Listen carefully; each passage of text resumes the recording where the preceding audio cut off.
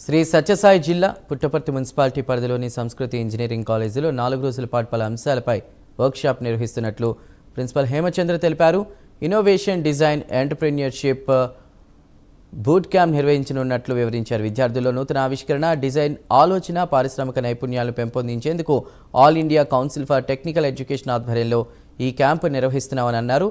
AP, Telangana, Odisha, Bihar, Maharashtra, Gujarat, Haryana, Rajasthan, Himachal Pradesh, Tamil Nadu రాష్ట్రాల నుంచి మొత్తం 259 మంది విద్యార్థులు పాల్గొంటున్నారని తెలిపారు. విద్యార్థులను పారిశ్రామికవేత్తలుగా తీర్చిదిద్దడమే లక్ష్యమన్నారు ప్రిన్సిపల్ హేమచంద్ర.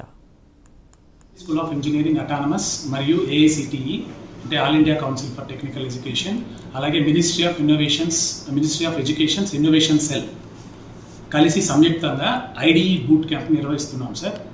ఈ అవకాశము మన రాష్ట్రంలో ఓన్లీ 2 కళాశాలలు మాత్రమే వచ్చింది ఈ ఫేజ్లో. సో అందులో మన కళాశాలలు ఇవ్వడం గర్వకారణం మాకు. ఈ ఐడిఈ బూట్ క్యాంప్లో విద్యార్థుల యొక్క సృజనాత్మకతను వెలికి తీసి వాళ్ళని నెక్స్ట్ లెవెల్కి తీసుకెళ్లే విధంగా ఈ ఇండస్ట్రీ నిపుణులు వాళ్ళతో ఇంటరాక్ట్ అవుతూ ఒక 1 వీక్ ప్రోగ్రామ్ కండక్ట్ చేస్తాం సార్ ఇందులో. సో ఈ ఐడిఈ వర్క్షాప్లో మెయిన్ ఏంటంటే పిల్లల యొక్క వినూత్న ఆలోచనల్ని బయటకు తీసి వాళ్ళని సపోర్ట్ చేస్తూ, హ్యాండ్ హోల్డింగ్ చేస్తూ, వాళ్ళకి అవసరమైన నిధులను సమీకరించి వాళ్ళకి ఇస్తూ, అలాగే వాళ్ళని ఒక వ్యాపార సంస్థ దాన్ని స్టార్టప్ అంటారు, స్టార్టప్ని ఎస్టాబ్లిష్ చేయడానికి ఈ 3 కలిసి సంస్కృతి school of engineering, AICTE, ministry of educations innovation cell కలిసి సహకారాన్ని అందిస్తాయి. ఐడిఈ బూట్ క్యాంప్కు మన దేశం నలుమూలల నుంచి 259 విద్యార్థులు అంటే 10 రాష్ట్రాల నుంచి వస్తున్నారు సార్. 38 కళాశాలల నుంచి వస్తున్నారు.